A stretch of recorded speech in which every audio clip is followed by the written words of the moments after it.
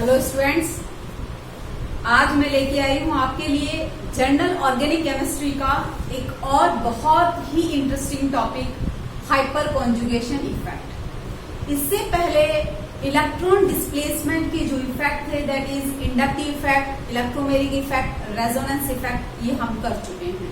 ठीक है, उन्हें आप फिर से देख लीजिएगा, वीडियोस जरूर देखना। न्यूक्लियोफाइल, इलेक्ट्रोफाइल, ठीक है, cleavage of covalent bond in organic chemistry, ये सारी टॉपिक मैं आपको जीओसी में करवा चुकी हूँ।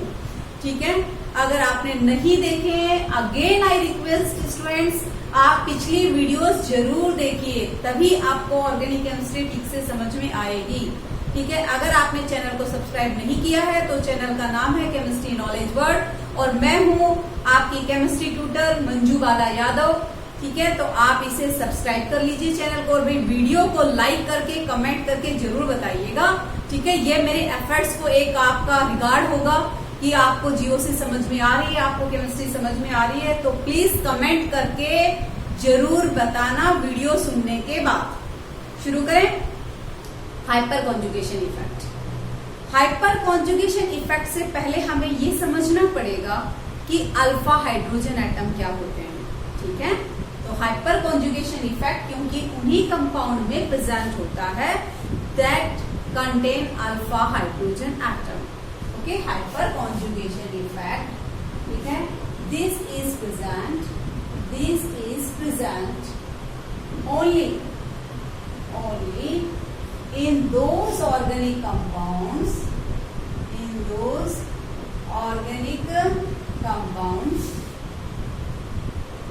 which contain alpha hydrogen atom,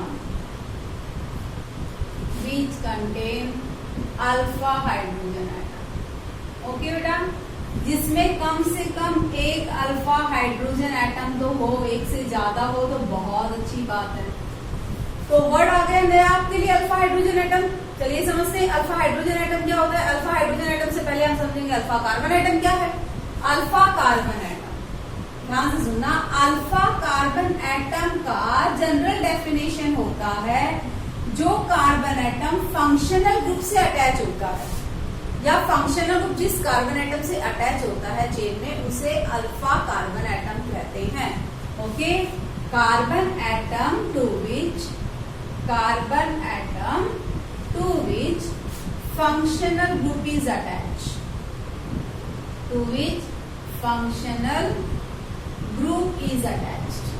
okay, जिसपे फंक्शनल ग्रुप अटैच होता है उस कार्बन एटम को अल्फा कार्बन एटम कहते हैं।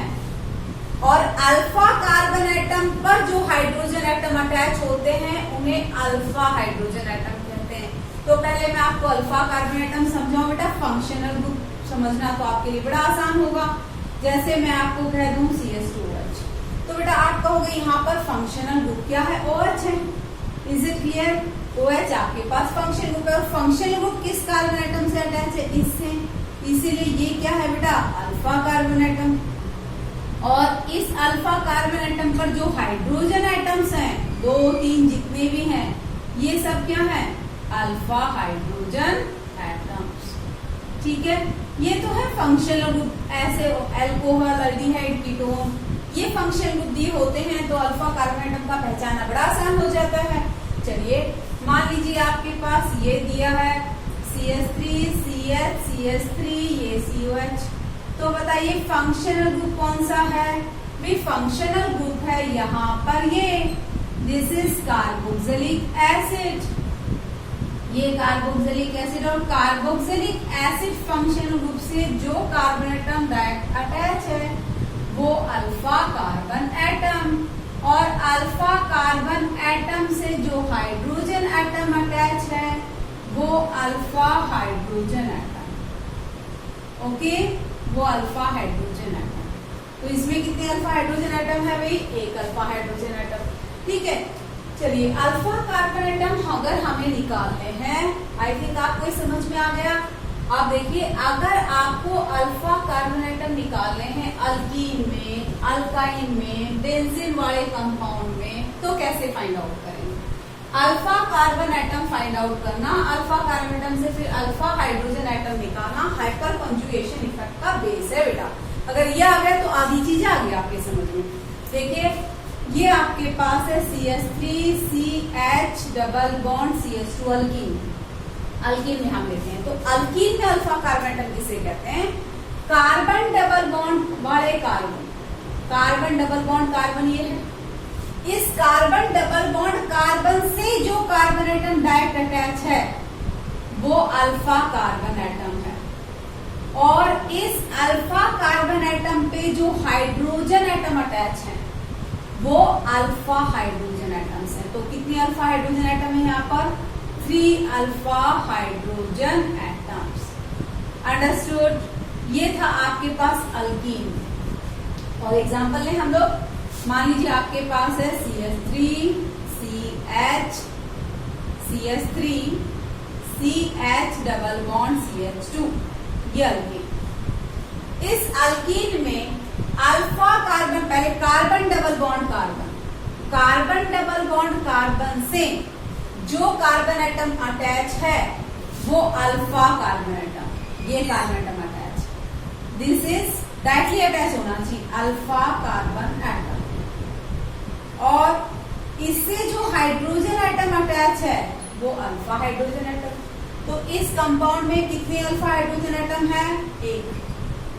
1 अल्फा हाइड्रोजन एटम। ठीक है, ऐसा ही अल्काइन में भी होगा।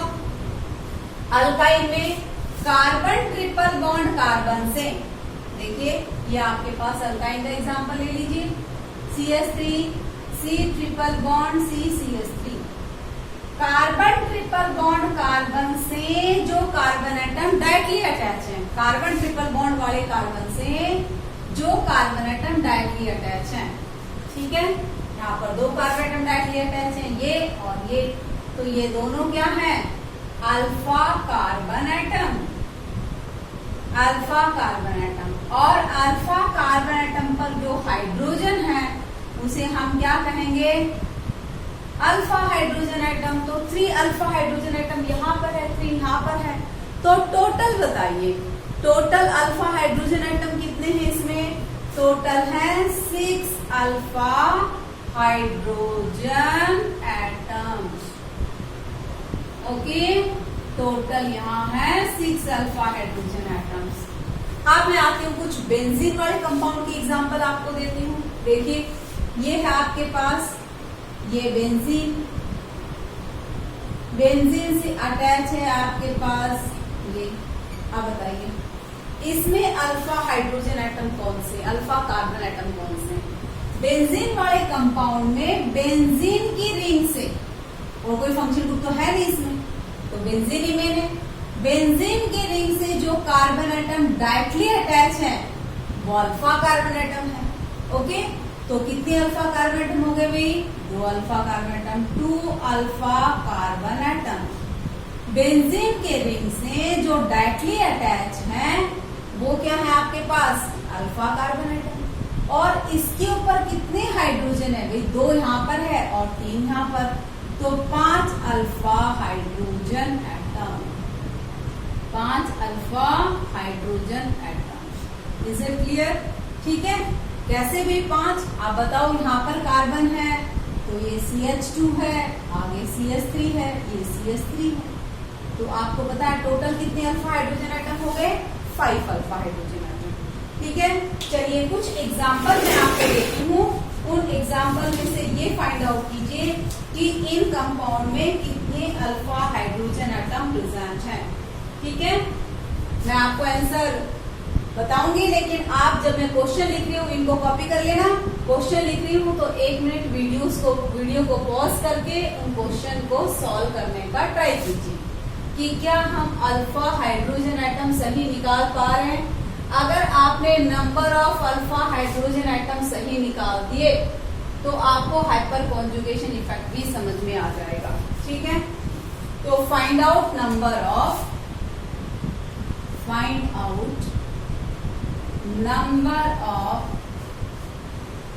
Alpha hydrogen atoms, alpha hydrogen atoms find out कीजिए कंपाउंड। ठीक है, आपके पास है carbon double bond carbon,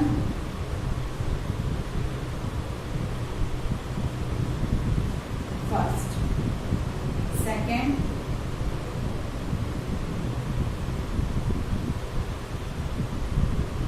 third,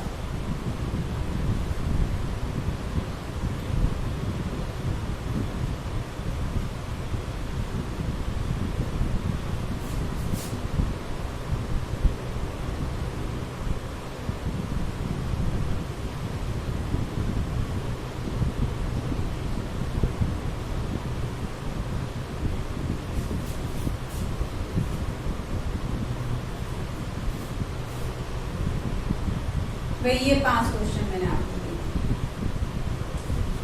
ठीक है, अब मैं आपको आंसर डिस्कस कर रही हूँ। वीडियो को पॉज करके आप भी सॉल्व करने की कोशिश कीजिए और उसके बाद में फिर आगे देखिए। तो हमें फाइंड आउट करना है इन 5 कंपाउंड में कितने अल्फा हाइड्रोजन एटम है। तो अल्फा हाइड्रोजन एटम के लिए पहले हमें क्या फाइंड आउट करना पड़ेगा, अल्फा कार्बन एटम। तो ये देखिए carbon double bond carbon, okay. इस कार्बन डबल बॉन्ड कार्बन से कितने hydrogen carbon atom directly attach हैं। यहाँ पर एक कार्बन, यहाँ पर एक, ये एक और ये। कितने alpha carbon atom directly attach है, 4। कितने कार्बन एटम डायरेक्टली अटैच है, 4। तो 4 क्या हो गए, अल्फा कार्बन एटम। तो 4 अल्फा कार्बन एटम्स। हमें चाहिए सिर्फ अल्फा हाइड्रोजन एटम्स, ओके। अब इस अल्फा अगर हम स्ट्रक्चर बनाते हैं तो बताइए स्ट्रक्चर बनेगा CH2 CH3। ये कैसे बनेगा, ये भी ऐसे ही बनेगा CH2 CH3। ये कैसे बनेगा, ये भी ऐसे ही बनेगा CH2 CH3 CH2 CH3। अब बताइए अल्फा कार्बन एटम आपने फाइंड आउट कर लिए, तो टोटल कितने अल्फा हाइड्रोजन एटम है, 2 अल्फा हाइड्रोजन एटम ये हैं, 2 ये हैं, 2 ये हैं और 2 ये हैं। तो टोटल कितने अल्फा हाइड्रोजन एटम हुए बताइए, 8 अल्फा हाइड्रोजन एटम। कितने हैं, 8 अल्फा हाइड्रोजन एटम। आपके आंसर चेक करते जाइएगा। अब आते हैं हम लोग कार्बोकैटायन। कार्बन में पॉजिटिव चार्ज है, कार्बन ने 3 बॉन्ड बनाए हैं, ठीक है। ऑक्टेट कंप्लीट नहीं है, 6 इलेक्ट्रॉन है वैलेंस शेल में कार्बन एटम के, उसे कार्बोकैटायन कहते हैं। कार्बोकैटायन में कार्बन पर पॉजिटिव चार्ज होता है। इसमें अल्फा कार्बन एटम क्या होगा, पॉजिटिव चार्ज वाले कार्बन एटम से जो कार्बन एटम डायरेक्टली अटैच है वो अल्फा कार्बन एटम। और उस अल्फा कार्बन एटम पे कितने हाइड्रोजन एटम है, 3। तो ये हो गए 3 अल्फा हाइड्रोजन एटम्स। ठीक है, कार्बोकैटायन में बड़ी इंपॉर्टेंट चीज है, आपको पता होना चाहिए। हाइपर कॉन्जुगेशन इफेक्ट बड़ा इंपॉर्टेंट रोल प्ले करने वाला है कार्बोकैटायन में। तो कितने अल्फा हाइड्रोजन एटम हो गए, 3। अब बताइए इस कंपाउंड में बेंजीन से अटैच है CH2 CH3, ओके। तो आप बताइए कि बेंजीन से डायरेक्टली कितने कार्बन एटम अटैच है, 1 और 1 अटैच है, तो इसके ऊपर कितने हाइड्रोजन एटम है, 2। तो इसमें अल्फा हाइड्रोजन एटम हो गए 2। Is it clear. चलिए इस पे आ जाइए। कार्बन डबल बॉन्ड कार्बन से कितने, कार्बन बनाऊंगी नहीं, आप सीधे ऐसे आपको डॉट लगा के बताते हैं कितने कार्बन एटम डायरेक्टली अटैच हैं। कार्बन डबल बॉन्ड कार्बन से ये 4 कार्बन एटम डायरेक्टली अटैच है। इन 4 में अल्फा हाइड्रोजन एटम काउंट करो, 3 हाइड्रोजन एटम इस पर है, 3 इस पर, 6, 2 इस पर है, 2 इस पर, ओके। 6 2 8 और 2 10, यानी इस कंपाउंड में 10 अल्फा हाइड्रोजन एटम्स हैं। ठीक है, चलिए इसमें ले लीजिए। बेंजीन से डायरेक्ट अटैच कितने कार्बन एटम है, वही बेंजीन से डायरेक्ट अटैच, बेंजीन रिंग से, ये बेंजीन रिंग हो गई। बेंजीन रिंग से डायरेक्ट अटैच है ये 1 कार्बन एटम, एक ये और एक, सही है। 4 अल्फा कार्बन एटम।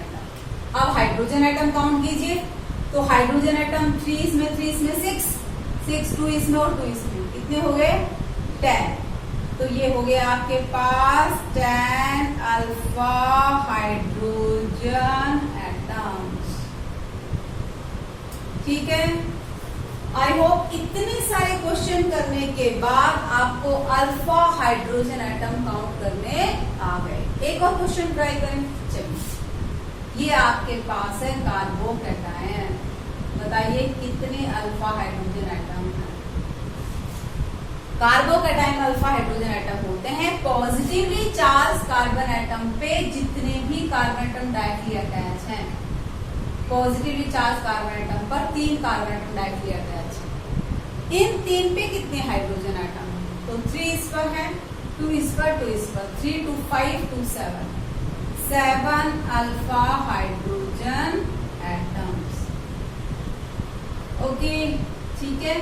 तो हाइपर कॉन्जुगेशन इफेक्ट में पहले मैंने आपको सिखाया how to find out number of alpha hydrogen atoms. ठीक है, चलो आगे बढ़ते हैं हम। इसे कॉपी कर लेना, आंसर्स को चेक कर लेना आपके।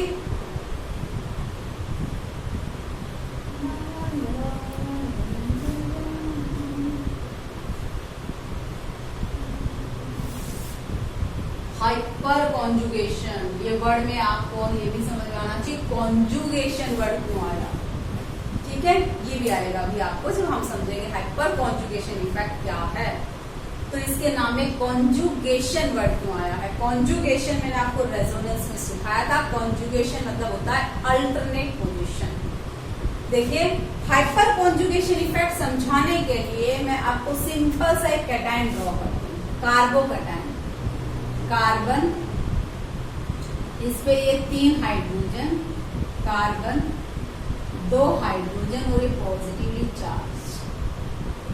इथाइल कार्बोकैटायन, क्या ड्रॉ किया है अभी? Ethyl carbocation. आपको ये पता है अच्छे से कि कार्बोकैटायन जो है वो ट्रायंगुलर प्लेनर स्ट्रक्चर होता है। कार्बोकैटायन, ठीक है।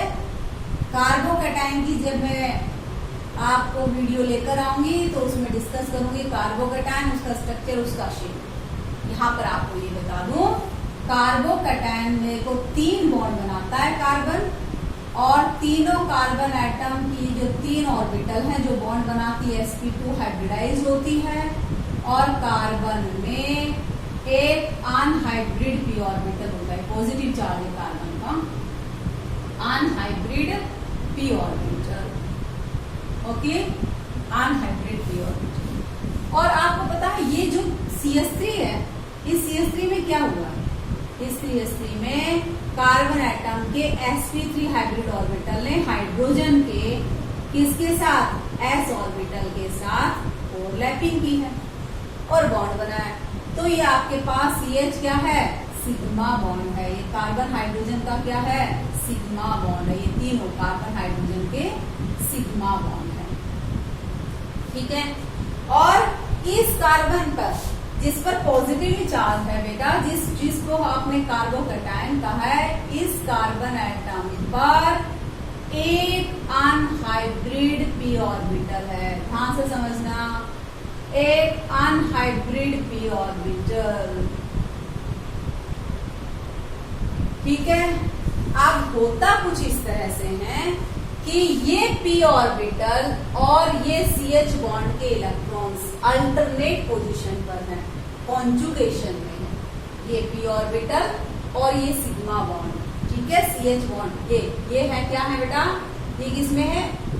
कॉन्जुगेशन में। देखो ये फिर सिंगल बॉन्ड फिर हो गए ना कॉन्जुगेशन में, क्योंकि इसमें अनहाइब्रिड p ऑर्बिटल और सिग्मा बॉन्ड कार्बन हाइड्रोजन का जो अल्फा कार्बन एटम है उसके जो हाइड्रोजन के साथ बॉन्ड बना हुआ है उस सिग्मा बॉन्ड के इलेक्ट्रॉन कॉन्जुगेशन में होते हैं, इसलिए इसका नाम हाइपर, इससे रिलेटेड है ये इफेक्ट, इससे हाइपर कॉन्जुगेशन इफेक्ट रखा गया। फिर अब आपको ये भी समझ में आएगा कि हाइपर कॉन्जुगेशन का जो दूसरा नाम है वो है नो बॉन्ड रेजोनेंस इफेक्ट। देखिए अभी समझ में आएगा आपको कि इसका दूसरा नाम नो बॉन्ड रेजोनेंस इफेक्ट क्यों है। क्या कहा मैंने? इसका दूसरा नाम है no bond resonance effect. Resonance effect तो देखा ही आपने, लेकिन इसमें ऐसा रेजोनेंस इफेक्ट जिसमें कोई बॉन्ड नहीं बनते स्ट्रक्चर में दो एटम के बीच में, ठीक है।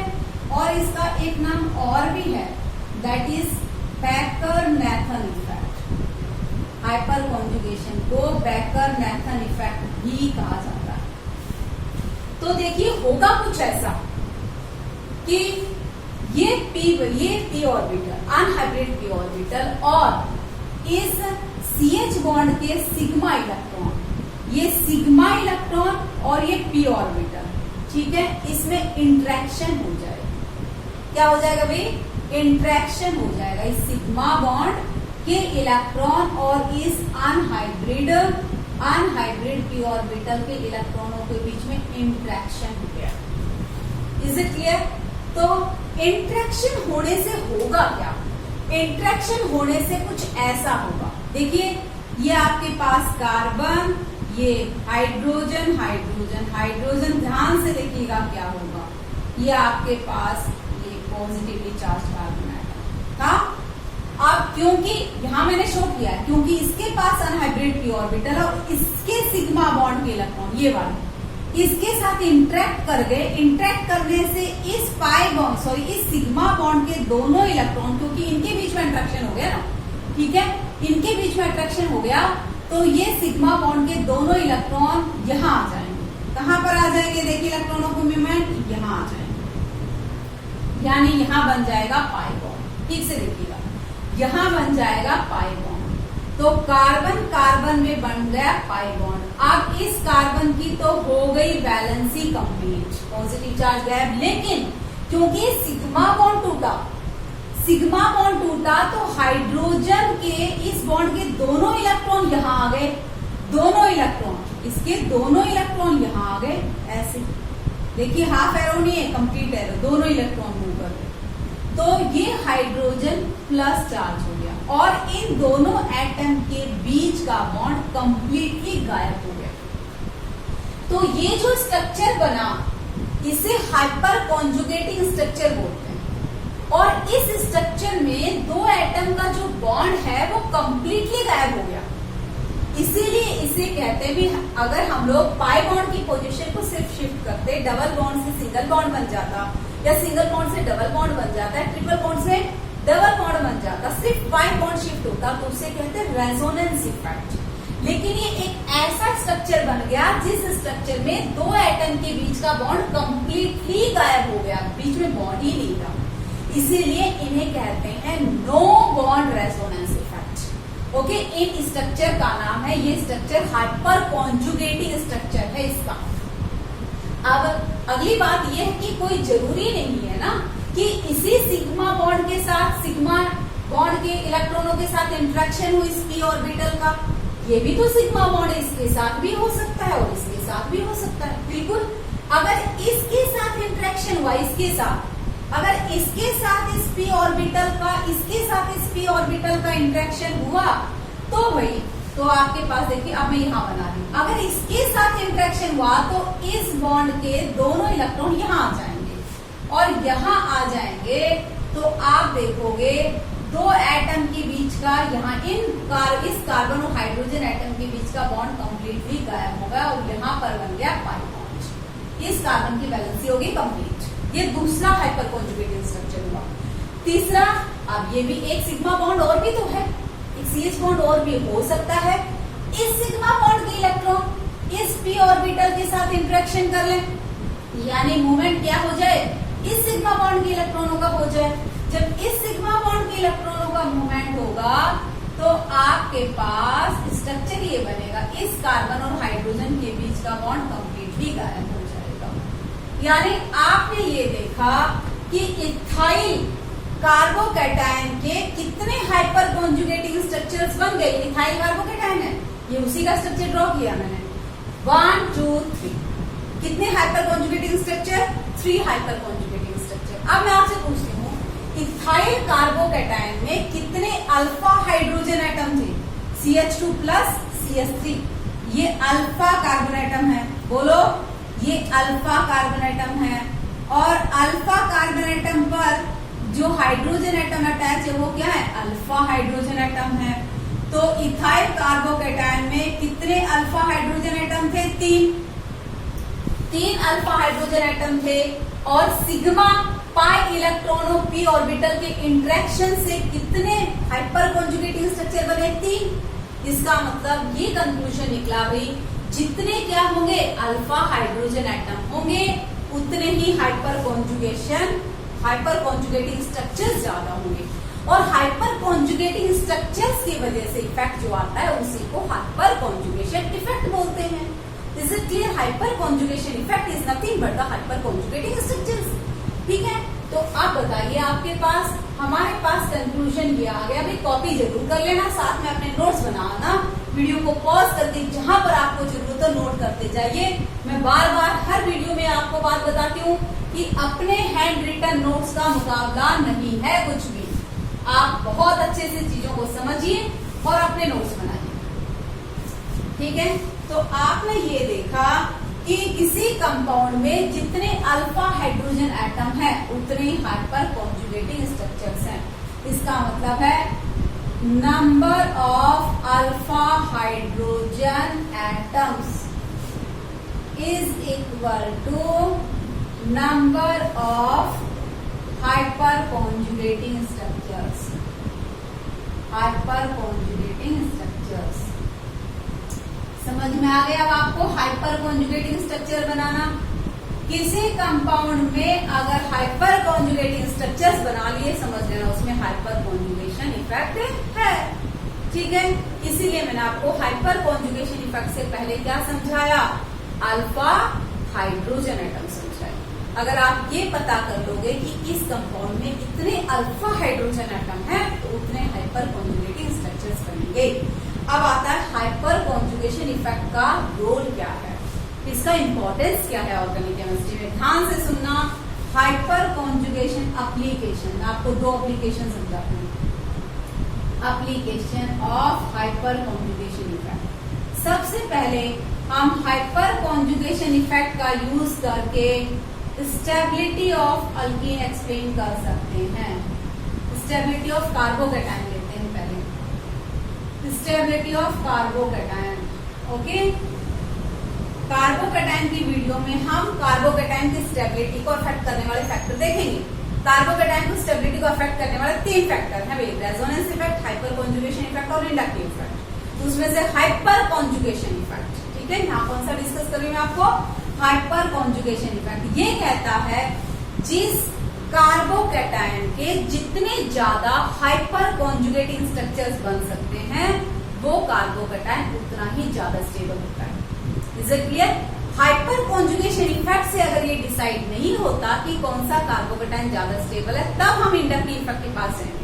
सबसे पहले हम कोशिश करेंगे कि हाइपर कॉन्जुगेशन इफेक्ट से ये डिसाइड हो जाए कि कौन सा कार्बोकैटायन कम स्टेबल है और कौन सा कार्बोकैटायन ज्यादा स्टेबल है। ठीक है, चलिए देखते हैं हम लोग। कुछ कार्बोकैटायन मैं आपको ड्रॉ करके दे रही हूँ। आपको बताना है इन कार्बोकैटायन में कौन ज्यादा स्टेबल है। ठीक है, ये आपके पास है।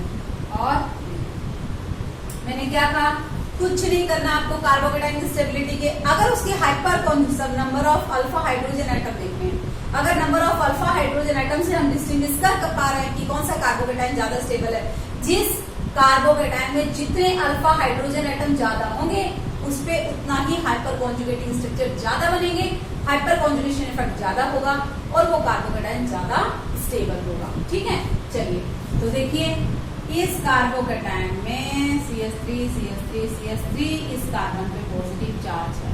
स्ट्रक्चर ड्रॉ कर दिया मैंने। तो कितने अल्फा हाइड्रोजन एटम हो गए भाई? 9 alpha hydrogen atom. Okay, 9 alpha hydrogen atoms. देखो इस कार्बन एटम पर CH3 CH3 इस कार्बन पे पॉजिटिव चार्ज हो गया और 2 CH3 अटैच है, मतलब 2 अल्फा हाइड्रोजन एटम है। अल्फा कार्बन एटम है। अल्फा कार्बन एटम से कितनी हाइड्रोजन एटम है? 6। तो यहाँ हो गए 6 अल्फा हाइड्रोजन एटम्स। ठीक है, इसके बाद आ जाइए, इसके पास इस कार्बन पे पॉजिटिव चार्ज है, ये CH2 ये CH3। तो अल्फा कार्बन एटम कितना है भाई? अल्फा कार्बन एटम तो ये है, अल्फा कार्बन एटम 1 है। तो आप बताइए इस पे कितने अल्फा हाइड्रोजन एटम है? 2 अल्फा हाइड्रोजन एटम। तो 2 अल्फा हाइड्रोजन एटम। तो किस कार्बोकैटायन में सबसे ज्यादा अल्फा हाइड्रोजन एटम है? इसमें है। इसीलिए ये स्ट्रक्चर A है, मान लीजिए B है, ये C है। इसीलिए किस कार्बोकैटायन की स्टेबिलिटी सबसे ज्यादा है? A की, उसके बाद B की, उसके बाद CE। अगर हाइपर कॉन्जुगेशन इफेक्ट से डिसाइड नहीं कर पाते तो फिर हम इंडक्टिव इफेक्ट से डिसाइड करेंगे कार्बोकेटाइन की स्टेबिलिटी। ये मैं आपको कार्बोकेटाइन की वीडियो में समझाऊंगी। फिलहाल तो हम क्या समझ रहे हैं, हाइपर कॉन्जुगेशन इफेक्ट समझ रहे हैं कि हाइपर कॉन्जुगेशन इफेक्ट से किस तरह से अल्कीन की स्टेबिलिटी डिसाइड कर सकते हैं। ठीक है, चलिए मैं आपको एक एग्जांपल और देती हूँ, इसे पॉज करके बेटा नोट कर लेना।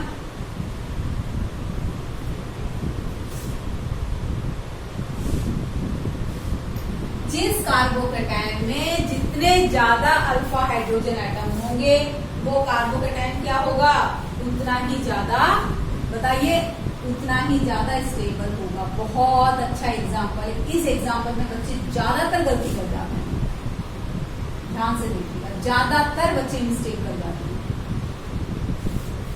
आपसे पूछा जाता है इनमें कौन ज्यादा स्टेबल, देखिए इसमें कितनी अल्फा कार्बन एटम है, एक है, और इसके ऊपर कितनी हाइड्रोजन एटम, 3, तो 3 अल्फा हाइड्रोजन एटम। जितने हाइड्रोजन एटम ज्यादा उतना ही हाइपर कॉन्जुगेशन स्ट्रक्चर ज्यादा, और हाइपर कॉन्जुगेशन स्ट्रक्चर ज्यादा मतलब कार्बोकेटाइन ज्यादा स्टेबल। इसमें देखिए ये कार्बन इस कार्बन से अटैच है CH3, ये CH3, ये CH3। बहुत ज्यादा बच्चे इसको मिस्टेक करते हैं। ठीक है, देखिएगा यहाँ पर ये आपके पास है, कितने अल्फा कार्बन एटम हो गए, अल्फा कार्बन एटम हो गया 1 अल्फा कार्बन एटम। अब अल्फा हाइड्रोजन एटम बताओ, अल्फा कार्बन एटम से मतलब नहीं होता, अल्फा हाइड्रोजन एटम है, 9 अल्फा हाइड्रोजन एटम।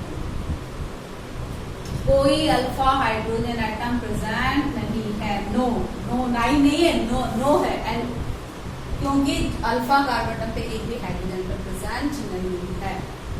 इसको बड़ा सा कैटायन देके बोलते हैं ये ज्यादा स्टेबल होगा, नहीं। तो इसमें कितने अल्फा हाइड्रोजन एटम है, 3, तो हाइपर कॉन्जुगेटिंग स्ट्रक्चर इसमें कितने बनेंगे, अभी हमने बनाया था, क्योंकि 3 अल्फा हाइड्रोजन एटम है इसीलिए इसमें 3 हाइपर कॉन्जुगेटिंग स्ट्रक्चर्स बनेंगे। और इस कार्बोकेटाइन में एक भी अल्फा हाइड्रोजन एटम नहीं है, इसलिए एक भी हाइपर कॉन्जुगेटिंग स्ट्रक्चर नहीं बनेगा। इसीलिए ये कार्बोकेटाइन क्या है, कम स्टेबल है, और ये कार्बोकेटाइन ज्यादा स्टेबल। तो ये समझ में आया आपको कि कार्बोकेटाइन की स्टेबिलिटी समझने के लिए हमें क्या करना पड़ता है भाई, हाइपर कॉन्जुगेशन इफेक्ट का यूज करना पड़ता है।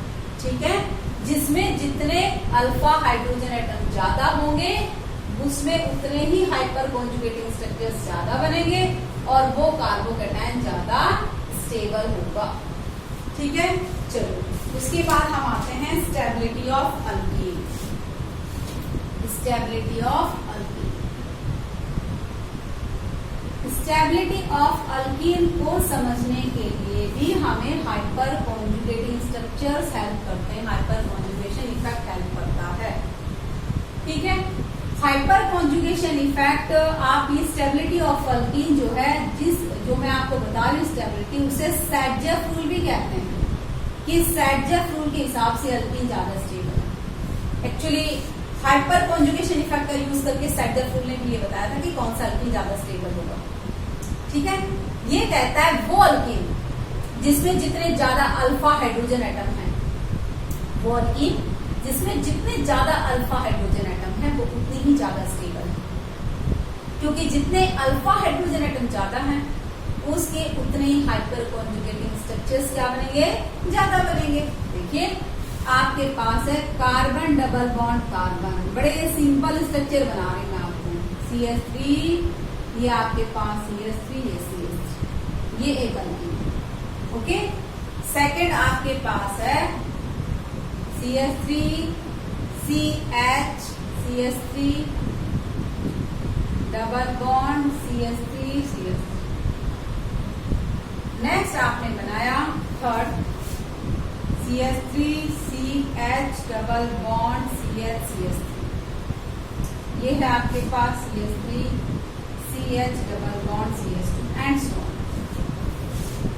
इस अल्कीन का नाम है A, इसका B, इसका C, इसका D। आपसे पूछा कौन सी अल्कीन ज्यादा स्टेबल है। सैटरफूड कहता है वो अल्कीन जो क्या है, जिसमें ज्यादा अल्फा हाइड्रोजन एटम है, वो ज्यादा हाइपर कॉन्जुगेटिंग स्ट्रक्चर बनाएगी और वो ज्यादा स्टेबल होगी। तो सिर्फ आपको क्या करना है, number of alpha hydrogen atom count करना है। तो बेटा कार्बन डबल बॉन्ड कार्बन से कितने कार्बन एटम अटैच है, डायरेक्टली 4, उन पे हाइड्रोजन एटम कितने हैं 12, 3, 6, 9, 12, तो 12 अल्फा हाइड्रोजन एटम है इसमें। ओके, इसमें बता दीजिए इसमें कितने अल्फा हाइड्रोजन एटम हैं। कार्बन डबल बॉन्ड कार्बन से अटैच है कितने, आपके पास 3 कार्बन एटम, तो 9 अल्फा हाइड्रोजन एटम्स। ठीक है, यहाँ कार्बन डबल बॉन्ड कार्बन से कितने कार्बन एटम डायरेक्टली अटैच हैं 2, तो यहाँ पर क्या हो गए 6 अल्फा हाइड्रोजन एटम्स। और यहाँ पर कार्बन डबल बॉन्ड कार्बन से सिर्फ एक कार्बन एटम डायरेक्टली अटैच है, तो ये है 3 अल्फा हाइड्रोजन एटम्स। ठीक है, अब बताइए कौन सा अल्कीन ज्यादा स्टेबल होगा, जिसमें अल्फा हाइड्रोजन एटम ज्यादा होते हैं। इसमें यहाँ पर ए में ज्यादा है, ए में 12 है, बी में 9 है, सी में कितने हैं 6 हैं और डी में 3 है। तो अल्कीन की स्टेबिलिटी का ऑर्डर ये हो गया, A is more stable than B, B is more stable than C and C is more stable than D। ठीक है, चलिए एक क्वेश्चन में और डिस्कस करती हूँ आपके साथ। इसी तरह से हम अल्काइन की स्टेबिलिटी का ऑर्डर भी निकाल सकते हैं। वो अल्काइन ज्यादा स्टेबल होगी जिसमें अल्फा हाइड्रोजन एटम क्या होंगे, ज्यादा होंगे। ठीक है, इस क्वेश्चन को मैं क्वेश्चन लिख रही हूँ, इस क्वेश्चन को लिखने के बाद आप वीडियो को पॉज करके खुद सॉल्व करने की कोशिश कीजिए, उसके बाद आंसर सुनिए। ठीक है, ये अल्कीन, इसके बाद आपके पास है सेकंड स्ट्रक्चर अल्कीन का कुछ इस तरह से, और थर्ड स्ट्रक्चर अल्कीन का ऐसे। ठीक है, आपको ये बताना है कि इस अल्कीन में कौन ज्यादा स्टेबल है, इन अल्कीन में कौन ज्यादा स्टेबल है। तो देखिए आपको करना क्या है, आपको सिर्फ इतना देखना है। मान लीजिए अल्कीन नंबर 1 है ए, ये बी, ये सी, किसमें अल्फा हाइड्रोजन एटम ज्यादा है, इसमें अल्फा हाइड्रोजन एटम ज्यादा है, वो ज्यादा स्टेबल। तो कार्बन डबल बॉन्ड कार्बन ही हो गया, इससे डायरेक्टली अटैच कार्बन ये है, ये है, ये है और ये है। पहले ही बताया मैंने आपको ऐसा कुछ। तो 3 हाइड्रोजन पे 3 हाइड्रोजन पे 2 इस पे 2 इस पे 6 6 to 8 10, इसमें हो गया 10 alpha hydrogen atom. 10 alpha hydrogen atom का मतलब 10 हाइपर कॉन्जुगेटिंग स्ट्रक्चर्स बनेंगे। कैसे बनेंगे हाइपर कॉन्जुगेटिंग स्ट्रक्चर्स, मैंने आपको बना के बता दिया, सिग्मा और पी ऑर्बिटल के इंटरेक्शन की वजह से। ठीक है, अब कार्बन डबल बॉन्ड कार्बन, तो ये है भाई कार्बन डबल बॉन्ड कार्बन, ये वाला कार्बन देखो, ये कार्बन रिंग वाला, और कार्बन डबल बॉन्ड कार्बन ये। अब इससे कितने hydrogen atom, carbon atom sorry directly attach है, तो डायरेक्टली अटैच तो 2 ही, 2, ये क्या है CH2 और ये क्या है CH, क्योंकि एक कार्बन प्रेजेंट है इस पे, 2 कार्बन 1 ही कार्बन, तो कितने अल्फा हाइड्रोजन एटम हो गए इसमें 3 अल्फा हाइड्रोजन एटम्स। ध्यान से देख लीजिएगा, नहीं आया तो पूछो। कार्बन डबल बॉन्ड कार्बन से 2 कार्बन एटम डायरेक्टली अटैच थे, इस कार्बन में 2 हाइड्रोजन से 1 हाइड्रोजन। ठीक है, अब कार्बन डबल बॉन्ड कार्बन ये, अब इस कार्बन एटम पे कितने इस कार्बन डबल बॉन्ड कार्बन से कितने कार्बन एटम डायरेक्टली अटैच है 2, और दोनों पे 1 हाइड्रोजन एटम है, क्योंकि 3 बॉन्ड तो ऑलरेडी बना रखे हैं उससे। तो आपके पास 2 अल्फा हाइड्रोजन एटम्स। अंडरस्टूड? तो आपको क्लियर दिख रहा है भाई किस अल्कीन के हाइपर कॉन्जुगेटिंग स्ट्रक्चर्स ज्यादा होंगे। Number of hyperconjugating structures is equal to number of alpha hydrogen atom present in the compound, and number of hyperconjugating structures are directly proportional to the stability of alkene or stability of carbocation or stability of alkyne। ठीक है, तो यहाँ पर क्योंकि 10 alpha hydrogen atom है, इसलिए ये वाला अल्काइन ज्यादा स्टेबल है, ये उससे कम है और ये उससे कम A is more stable than B, B is more stable than C। ये आपके पास स्टेबिलिटी ऑफ अल्काइन का क्या हो गया भाई, ऑर्डर हो गया। आई होप आपको हाइपर कॉन्जुगेशन इफेक्ट अच्छे से समझ में आ गया होगा। तो स्टूडेंट्स, स्माइलिंग फेस के साथ आपको क्या करना है बेटा, ऑर्गेनिक केमिस्ट्री पढ़नी है, ठीक है। With the smiling face, with the positive attitude, full concentration, बड़े सिंपल इफेक्ट है। जियो से स्ट्रॉन्ग तो chemistry strong. Okay students, channel को सब्सक्राइब, लाइक और शेयर करना मत भूलना, और वीडियो में कमेंट जरूर करके बताना कि आपको ये इफेक्ट समझ में आया या नहीं। Okay, have a good day.